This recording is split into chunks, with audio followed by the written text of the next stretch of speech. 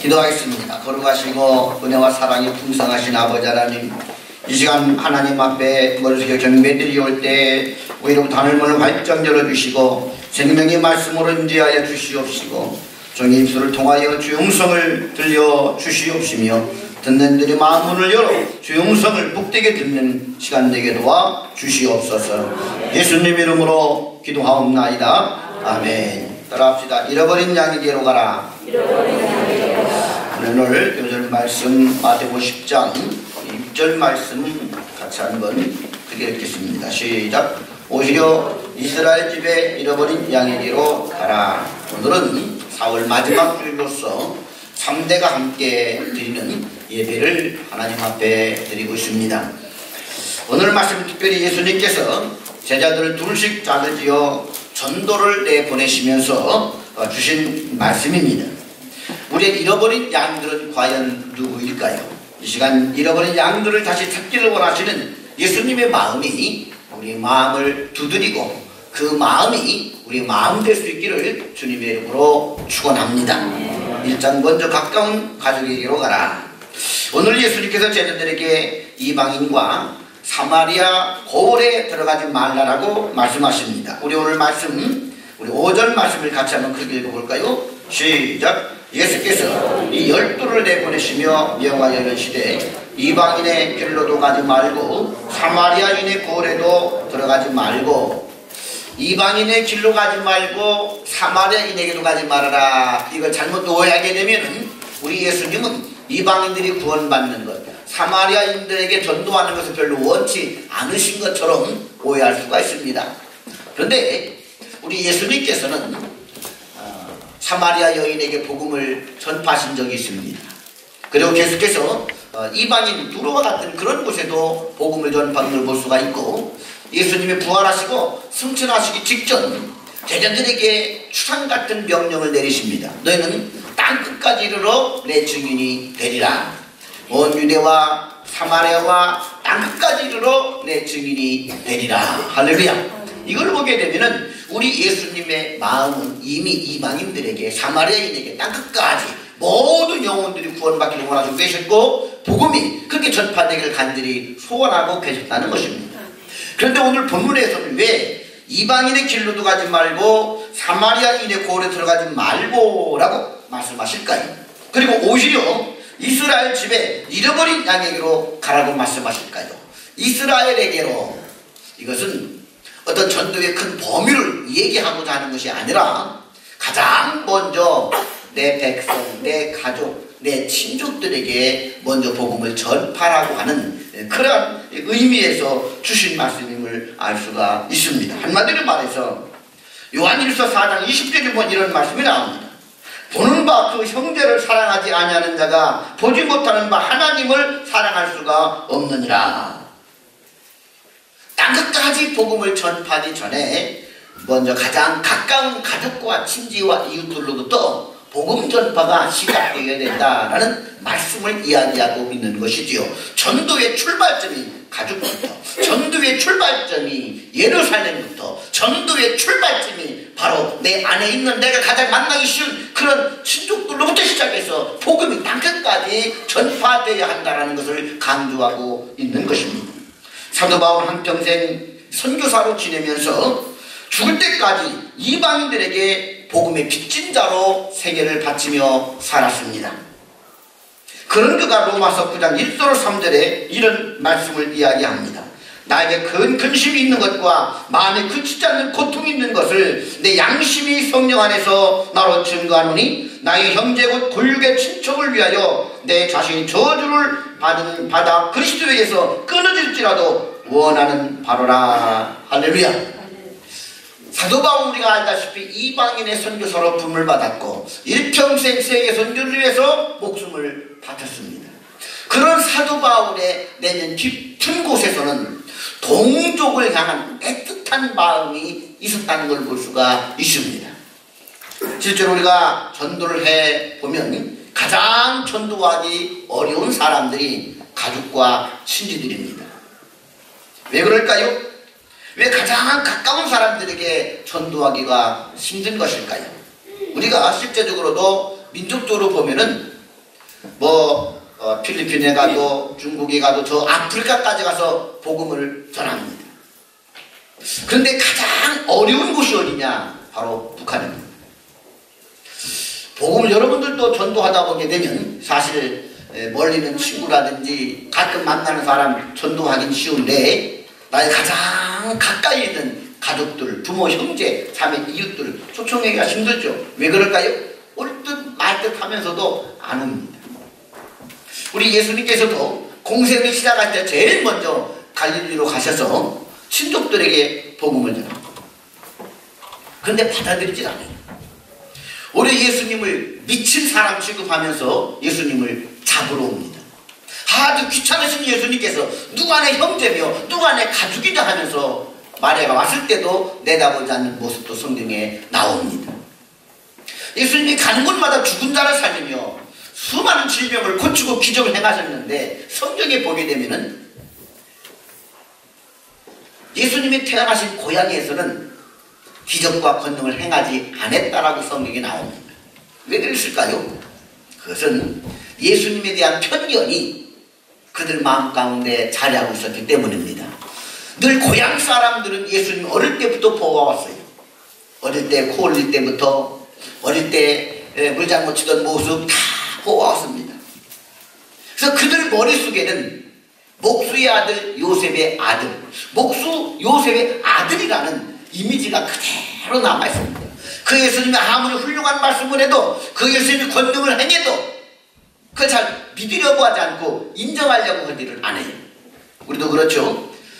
TV에서 뭐가 성공을 해가지고 큰 기업을 일으켰다, 아니면 국회의원이 되었다, 대통령이 되었다, 훌륭한 사람다 막 뉴스에 떠드는데 어릴 때부터 잘한 친구는 제 어릴 때 내 가방 들어주던 애야 무시해버립니다.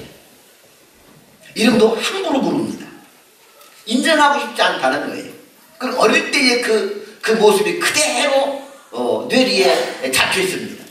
그러니 예수님이 가장 권능을 행하지도 못했고 복음을 받아지 않았던 것이 바로 고향이었던 것입니다. 예수님 그런 말씀을 하십니다. 선지자가 고향에서 인정을 받지 못한다. 그럼에도 불구하고 우리 예수님께서는 왜 가족들에게 먼저 복음을 전하라고 하실까요?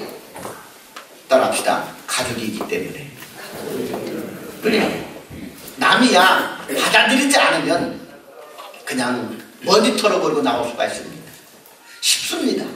부담이 없습니다. 그러나 가족은 나를 멸시하고 내 말 받아들이지 않아도 그래도 가족이기 때문에 또 만나야 되고 또 전해야만 되는 것입니다. 아멘. 그만큼 절실한 것이 가족 구원이고 전도인 것을 볼 수가 있습니다. 미국의 어느 시골 마을에 한 가난한 어머니와 아들이 살고 있었습니다.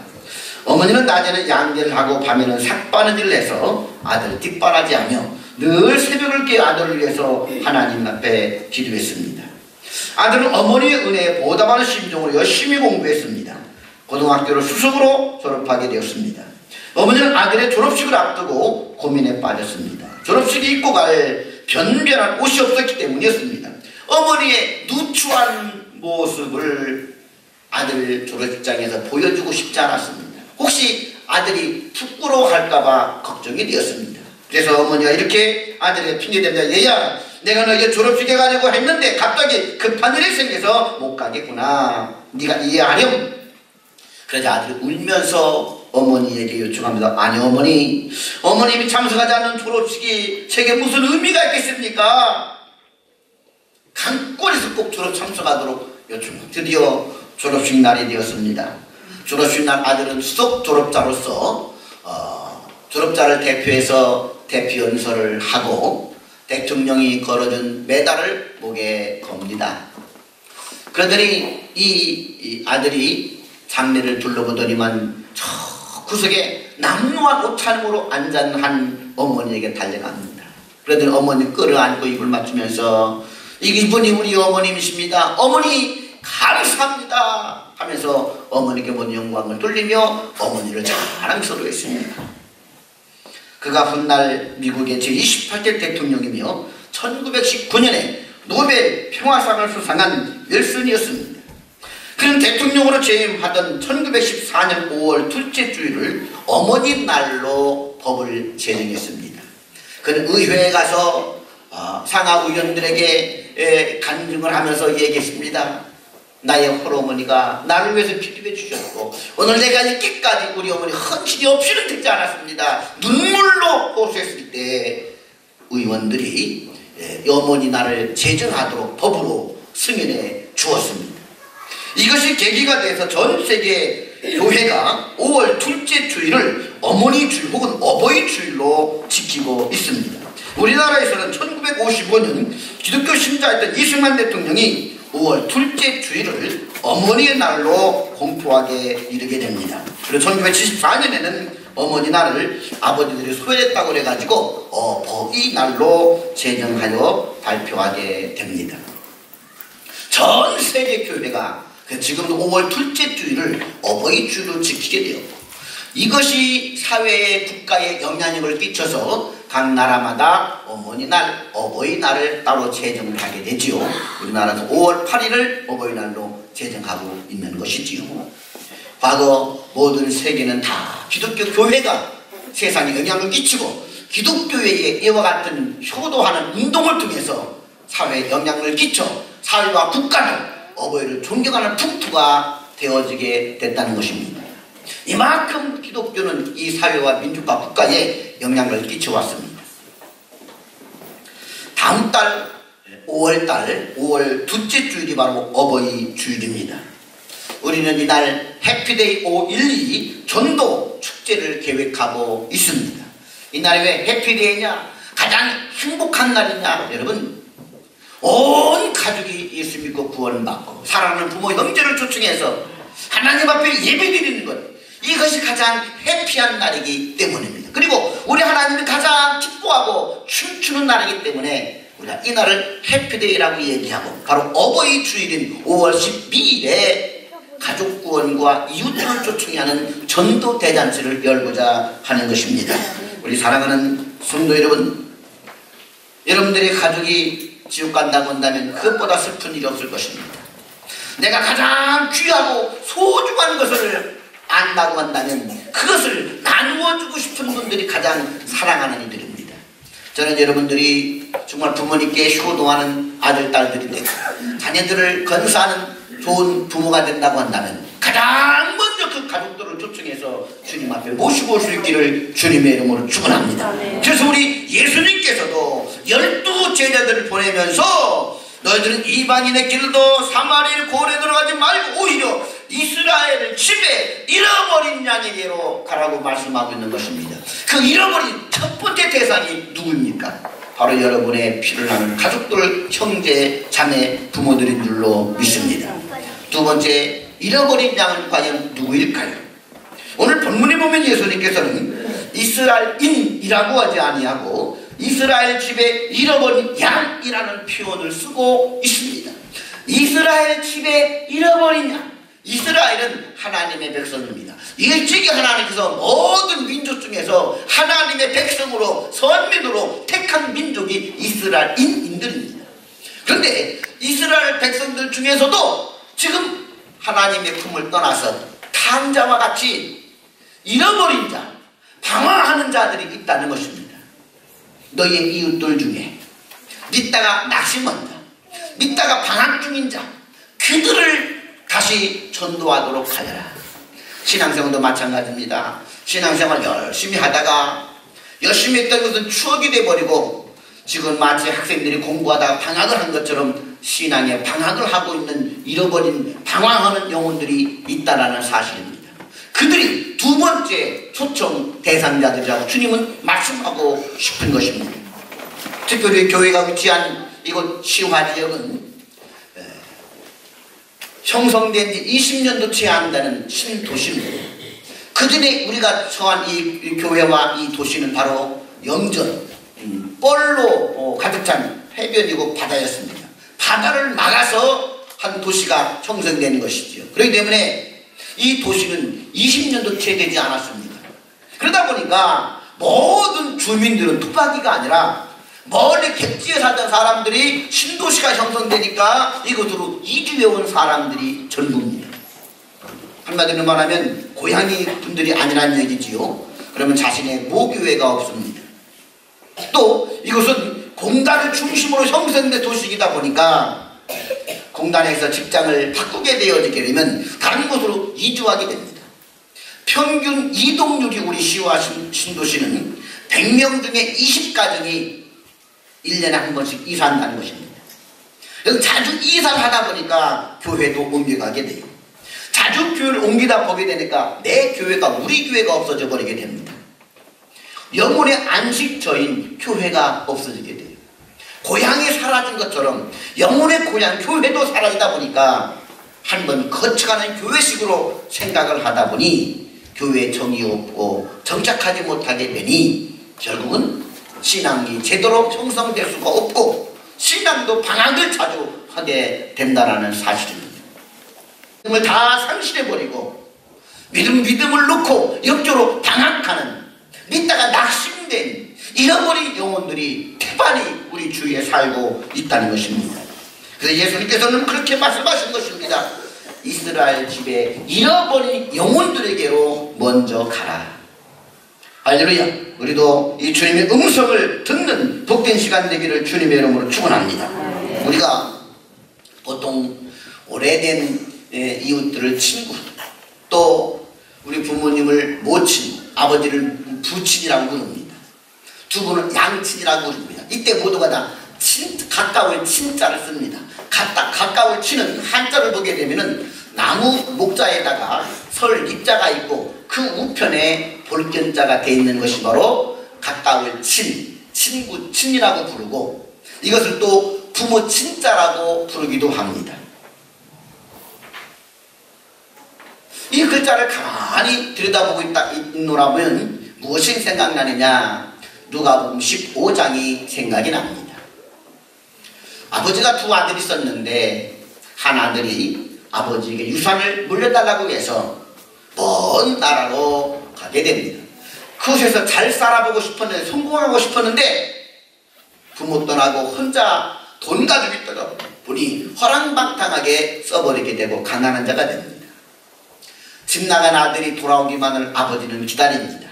매 동구밖까지 나가서 아들이 언제 나올까 기다립니다.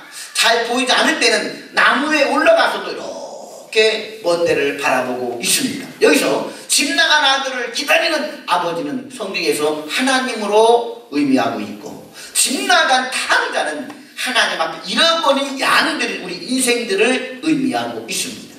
하나님께서는 하나님을 품을 떠나 방황하고 있는 우리들이 돌아오기만을 동고밭까지 나가셔서 나무 위에 올라 기다리고 계십니다.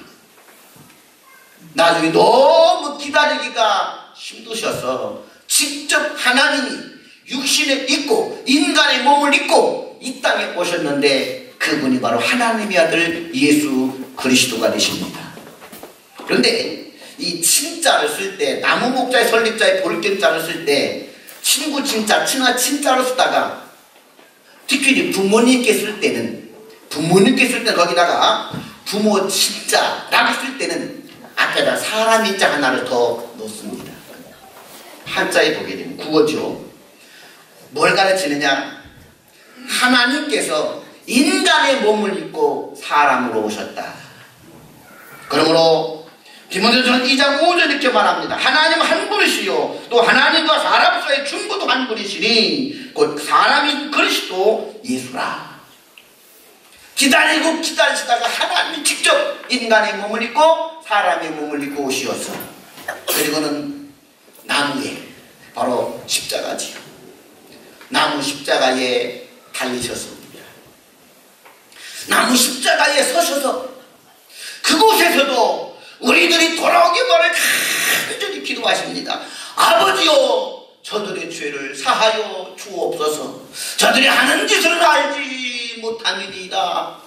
돌아오기만을 간절히 기다리시며 나무 십자가에 달리셔서 그리고는 하나님 앞에 기도하고 그러는 죄범한 방황의 인간들을 바라보시면서 그 품으로 인생들을 풀고 계셨던 하나님, 이것이 바로 친할 친자가 된 것이지요. 우리는 이 친할 친자는 한자 중에 뭘 깨닫게 되느냐? 가장 친밀한 사이, 그 사이 아무도 끼것 없이 가장 밀착된 가장 생명의 관계, 우리 모든 관계를 주도하는 근본적인 친함이란 뭐냐? 그것은 하나님과의 친함에서부터 모든 친밀함이 시작이 된다. 모든 관계의 시작점은 하나님과의 관계이다. 에덴 동산에서 아담이 하나님과의 관계가 파괴가 되니까 부부관계가 파괴되고 나중에는 형제관계가 파괴돼서 가인이 아벨을 쳐 죽이게 됩니다. 이 땅의 모든 문제는 관계의 파괴입니다. 자식이 부모를 죽입니다. 이웃을 칼부림으로 쳐 죽입니다. 부모가 자식을 버리는 시대가 되어버렸습니다. 이 모든 관계의 파괴는 어디서부터 왔느냐? 하나님과의 친밀함의 파괴부터 왔다는 것입니다. 근데 하나님은 다시금 하나님을 떠난 잃어버린 영혼들을 찾아주기 위해서 이 땅에 오시었고 십자가 나무 위에 달리셔서 우리를 바라보시면서 다 내게로 오라. 할렐루야. 수고하고 무거운 짐진 자들아 다 내게로 오라. 내가 너희를 쉬게 하리라. 용서해 주시고 다시 우리와 화목제물 되어져서 우리 죄를 십자가에 죽으신 예수 그리스도, 여기에 진정한 친밀함이 시작된다는 사실입니다. 그래서 여러분, 우리가 가장 가까운 가족을 전도하고 우리 잃어버린 양떼들에게 가서 저들 다시 하나님 품으로 초청하고 불러드릴 수 있기를 주님의 이름으로 축원합니다. 모든 권세와 모든 영광을 가지신 우리 예수님께서 홀로 십자가를 치시면서 나무 위에 달리셔서 우리들을 바라보면서 간절히 오라고 말했던 것처럼 우리가 예수님의 불타는 마음, 애틋한 마음을 가슴에 품고 우리들도 우리의 잃어버린 양떼들을 다시 수청하고 저들을 다시 하나님 품으로 인도하는 전도자의 사명을 감당해 나갈 수 있기를 주님의 이름으로 축원합니다. 우리 아버지의 마음, 우리가 같이 한번 찬양 부르시면서 이 주님의 이 애틋한 마음을 우리 함께 덧입는 이 시간 가져보겠습니다.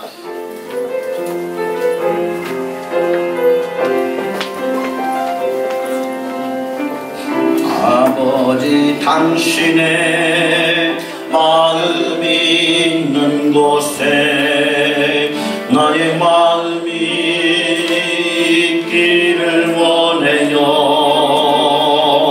아버지, 당신의 눈물이 고인 곳에 나의 눈물이 고이길 원해요.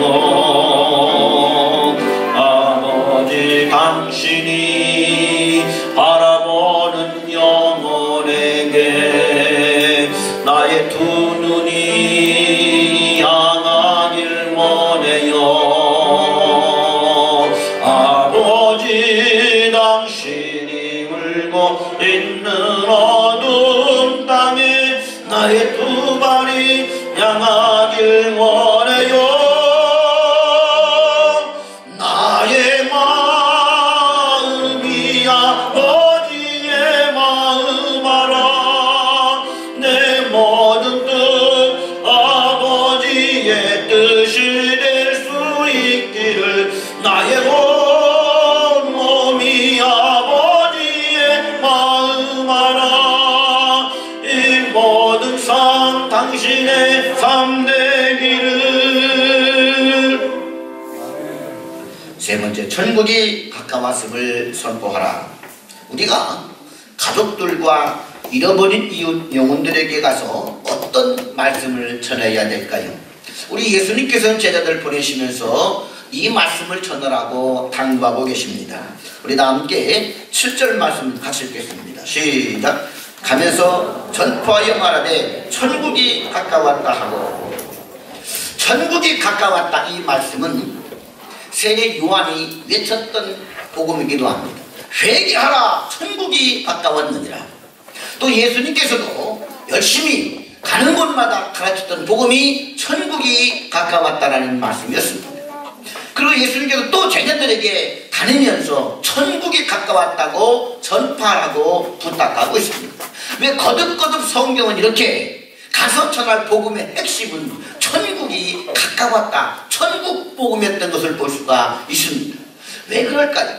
왜 예수님은 가는 곳마다 천국 복음을 전파하셨고 또 제자들에게도 천국 복음을 전하라고 부탁하고 계실까요?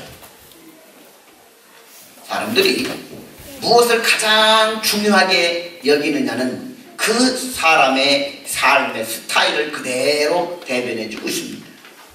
어떤 사람들은 요즘 이슈가 대부분 다이어트지요. 그러니까 광고를 봐도 TV를 봐도 지나가다가 뭘 봐도 항상 눈에 띄는 것은 다이어트밖에 없어요. 누가복음 보게 되면 이 부자와 나사로 비유가 나오고 있습니다.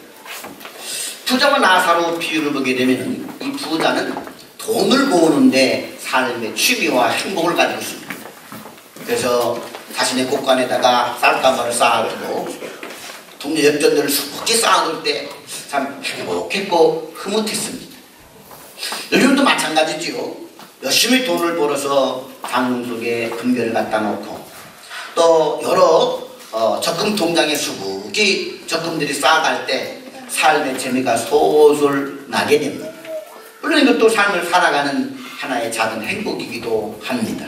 어떤 이는 열심히 다이어트에 성공하는 삶의 재미, 어떤 이는 뭔가 이 관계, 많은 사람과 관계를 맺고 친구를 맺고 또 돌아다니고 이런 것이 또 그 사람의 주 관심사이기도 합니다.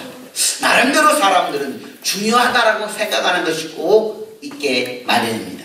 그럼 내가 여러분들에게 다시 한번 물어보겠습니다. 여러분들은 진짜 삶을 살아가면서 가장 중요하다라고 생각하는 것, 정말 여러분들이 생각해 볼 때 인생에서 가장 중요하다고 생각하는 것, 그것은 여러분들이 무엇이라고 생각하고 있습니까?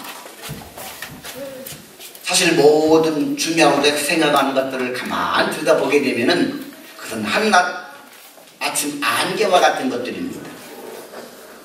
성경의 부자도 열심히 재물을 곳간에 모아놓는 것은 삶의 재물이겠지만 어느 날 주님이 찾아와서 말씀하십니다. 내가 오늘 밤 네 목숨을 취하면 너는 어떻게 되겠느냐? 네가 모은 모든 재산은 한낱 아무것도 아닌 것입니다. 주님께서 하신 말씀입니다. 내가 쌓아놓은 부귀, 내가 쌓아놓은 명예, 내가 쌓아놓은 모든 관계들 결국은 죽음 앞에는 아무것도 소용이 없다는 거예요. 모든 것이 다 아침에 피었다가 지는 꽃과 같고 안개와 같은 것이라는 것이죠. 주님이 바람 한번 불면 우수수 쏟아지고 또 바람 앞에 흘러가는 안개와 같이 사라지고 말 것이라는 것입니다. 영원한 것은 아무것도 없다는 것입니다. 그 영원한 것이 뭐겠습니까? 우리 한번 생각해 봅시다. 과거 믿음의 선배들이 복음을 전할 때 단순 명료가 있습니다. 예수, 천당, 불신, 지옥. 예수를 믿으면 천국 가고 믿지 않으면 지옥 간다. 사실 이것이 천국 복음 아닙니까? 솔직담백하게 말해서 천국이 있고 지옥이 있다고 한다면, 그게 진리이고 사실이라고 한다면 가장 시급하고 가장 인생에 중요한 것이 뭐겠습니까?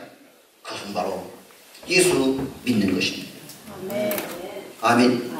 이것보다 더 중요한 건 세상에 없다는 것입니다. 돈도 많고 의술이 뛰어나고 배운 것도 많고, 근데 지금 갑자기 교통사고가 나가지고 온몸이 깨져버리고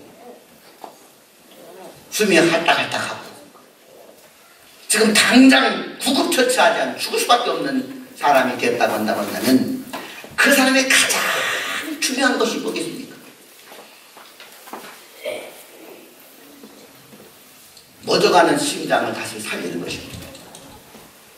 아무것도 필요 없습니다. 그 사람의 가슴에 숯을 넣고 심장이 뛰도록 압박하는 것밖에 없습니다. 이 시기를 놓치면, 지금 이 기회를 놓치면 이 사람의 심장은 먹는 것입니다.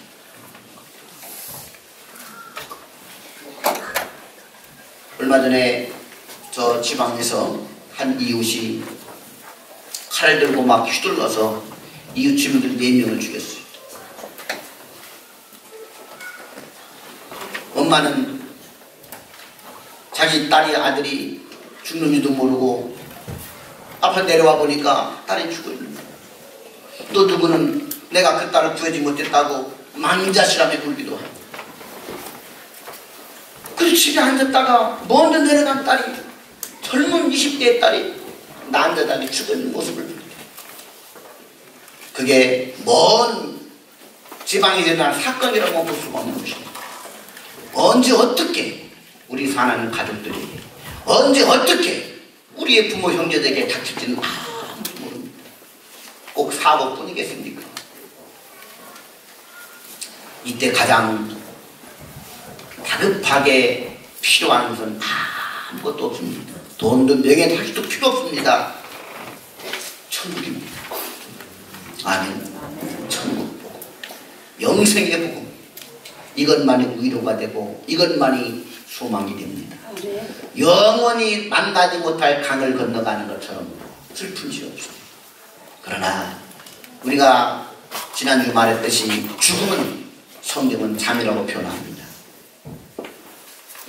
아들, 딸이 엄마, 아빠 나 자러 갈게요. 잠옷을 입고 자기 방으로 잠을 자러 가는 아들, 딸을 볼 때 엄마, 아빠가 근심이 됩니까? 저러다가 안 깨어나면 어떡하지? 근심이 되고 우울합니까? 그냥 가볍게 인사합니다. 그래, 잘 자라. 그럽니다. 왜? 내 가슴이 깰 것이기 때문에. 아멘. 예수 믿고 구원을 확신을 가진 성도들은 사랑하는 가족이 죽음에 임하여도 그래, 잠옷을 입고 자는 것처럼 수유를 입고 잠깐 잠들었다. 할렐루야. 우리에게는 내일이라고는 기약이 있습니다. 내일에 대한 기약이 없는 사람처럼 불행한 사람이 없습니다. 할렐루야. 여러분, 성경의 진리이고 예수가 이 땅에 오신 것이 역사적 사실이고, 그 예수가 십자가에 피 흘려 죽으신 것이 역사적 사실이고, 그 예수가 십자가에 죽었다가 3일 만에 다시 살아난 것이 역사적 사실이라고 한다면, 그 예수께서 오실 것도 역사적 사실이고, 그 예수께서 말씀하신 성경에 기록된 천국과 지옥의 있음도 사실이라는 것입니다. 아멘. 우리의 믿음은 역사적 사실에 기초하고 있습니다. 누가 만드는 이론이고 가족이 아니고 환상이 아니고 서로가 결코 아닙니다. 부모님이 옛날에 들려주셨던 옛날 이야기가 아니라는 것입니다. 아멘. 그렇다고 한다면 우리 가장 사랑하는 가족들에게 가장 중요한 것이 뭐겠습니까? 예수 그리스도를 믿어라. 예수 믿어야 천국 가고 예수 믿어야 영생의 삶을 산다. 예수 믿지 않으면 지옥 간다. 아멘. 이것보다 더 중요한 것이 어디 있습니까? 가장 간절하고 명령한 것이죠. 우리 사랑하는 성도 여러분, 이제 해피데이 5.12 전도 축제가 2주 남았습니다. 예수님은 제자들을 전도 보내시면서 이렇게 말씀하십니다. 내가 너희를 보내니 양을 이리 가운데 보냄과 같도다. 이 말씀이 의미하는 바가 뭡니까? 양을 잡아먹는 것이 일입니다. 그런데 그 양을 이리 가운데를 보내야만 합니다. 여기서 양은 제자들입니다. 이리는 세상입니다. 어리고 어린, 지금 전도할 만큼 아직 신앙이 성숙지 못했다는 거예요. 아직 어린 양과 같이 보호받아야 되고 어린 양과 같이 연약하다는 것입니다. 그럼에도 불구하고 이리 같은 세상 사람들에게 내 보내시는 예수님의 마음, 양들 보고 이 일을 전도해 오라고 보내야만 하는 목자 되신 예수님의 간절함, 어린 양이지만은 양을 잡아먹는 이리떼들에게도 보낼 수밖에 없는 전도에 대한 간절함, 이것이 이 말씀 속에 묻어나는 말씀 아닙니까? 이 예수님의 간절한 애틋한 마음이 오늘 우리들에게도 전달되기를 주님의 이름으로 축원합니다. 전도라고 하면은 장년들은 안수도 권상을 하는 것이 아닙니다. 오늘 예수 믿었다고 한다면 오늘 당장 우리는 복음을 들고 내 이웃들, 내 가족들에게 가야만 된다는 것이죠. 예수 믿는 순간 나는 전도자가 되어야 한다는 것입니다. 아멘. 수가성 사마리아 여인이 예수님을 만나고 그가 이고 물동이를 집어 던지고 마을 사람들이 가가지고 전도를 하게 됩니다. 초신자라고 해서 어린 신자라고 해서 안 하는 것이 아니라 그들도 전도하기에 자기 자신 신앙조차도 붙들고 힘든 사람이지만 그럼에도 불구하고 전도를 하라는 것입니다. 누구에게 예외가 없다는 사실이죠. 우리 옆사람 인사 나눕시다. 전도합시다. 이게 예수님의 마음입니다. 김성기 목사의 부탁이 아니라 우리 예수님의 간곡하신 부탁. 오늘 이 주님의 마음, 우리의 안일한 마음을 두드리기를 주님의 이름으로 축원합니다. 두드린 주님의 음성을 듣고 내 마음을 열고 주님과 더불어 함께 마시며 주님이 원하시는 바 사명을 감당해서 이번 햇볕의 5.12에 주님의 심장을 가지고 우리 가족들을 초청하고 이웃들을 초청하고 예배신자를 초청해서 정말 해피데이에 그 주님이 춤추시고 하나님이 춤추시는 그런 기쁜 날 잔치를 만들 수 있기를 주님의 이름으로 축원합니다. 기도드리겠습니다. 사랑과 은혜가 풍성하신 아버지 하나님, 주님께서 어린 제자들을 돌식장을 지어 전도를 내보내셔만 했던 안타깝고 그 간절한 오늘 우리들에게 전달되기를 원합니다. 먼저 우리의 가족들에게 가게 하여 주옵소서. 잃어버린 양들에게 가게 하여 주시옵소서. 우리의 작정한 예비 신자들에게 복음을 들고 가게 하여 주시옵소서. 이 간절함이 우리를 움직이게 도와주시고 이 간절한 하나님 앞에 기도하게 하여 주시옵소서. 예수님 이름으로 기도하옵나이다. 아멘.